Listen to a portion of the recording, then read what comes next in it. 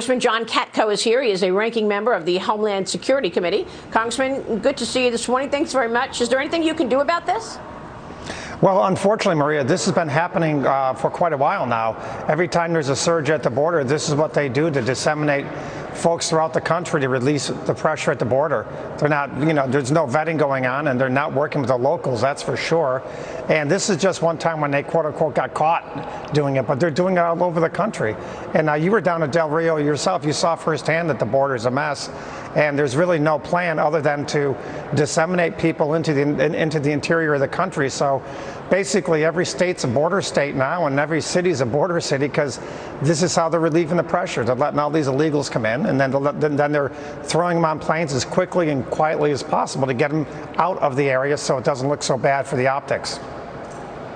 So, I mean, why do it in the middle of the night?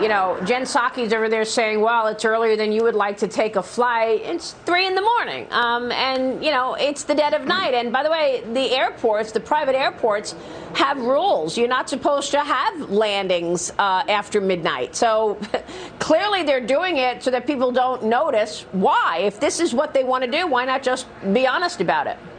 Well, think about it, Maria. If they weren't concerned about the optics and they weren't concerned about the legality of what they were doing, they would just work with local officials and say, hey, we have a flight coming in at 2 o'clock this afternoon, and you guys can be there to greet them, and we can have a nice welcoming for them. No, they're doing the exact opposite. They're doing it as surreptitiously as possible. And that just kind of, I think, is emblematic of the fact that they don't have a plan, and they know what they're doing is not right. So President Biden's new pick to lead Customs and Border Protection, Chris Magnus, faced the Senate yesterday. He refused to use a certain word when describing the situation on the border. He won't say it. Watch this. You believe we have a crisis at the southern border, yes or no?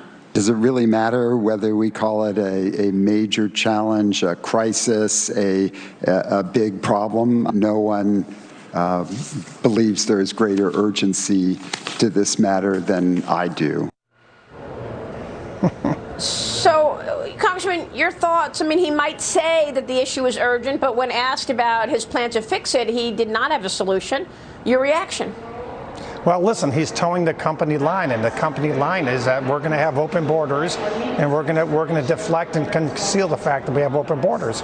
And that's exactly what he's doing. And his answer is completely ignored what all of his frontline employees, the 18,000 people who work for him, are saying. You talked to him down there, Maria. I've talked to him down there many times.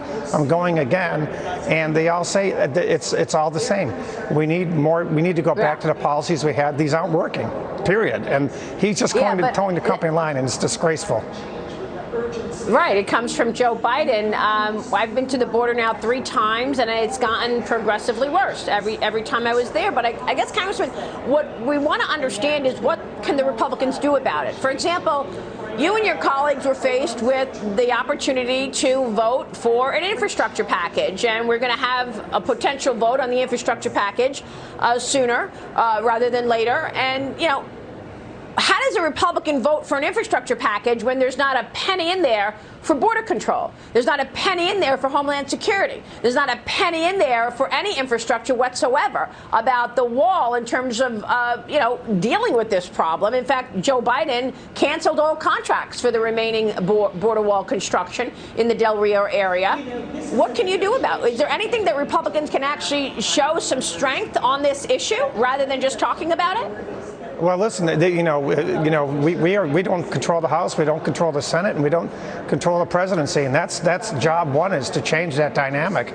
I have a bill that's already ready to go out of Homeland Security that will change the border protection completely back to what it was. Finish building the barriers that are so unbelievably effective, increase electronic surveillance all along the border, and beef up Border Patrol agents significantly. Those 3 things, and going back to the policies we had, are what's going to make this the only thing that's going to make this thing change. And we can't force that change until we get control of the House again. So next year's election is very, very important. And I think we're going to take over the House. And I think we have a decent shot at taking over the Senate, and then we can get back to these policies and force real change. And I think that's what we're working on. And until then, we got to keep exposing this for what it is. It's a lie to say it's not a crisis, and it's completely ignoring what's happening to our country, what's happening at the border. Drugs are pouring across our border and killing our kids all over the country, and that's just a fact, and we've got to fix it. Yeah, Congressman, thanks very much. We will keep Sure. following it all. Thanks for joining me today, Congressman John Katko, joining us in Washington.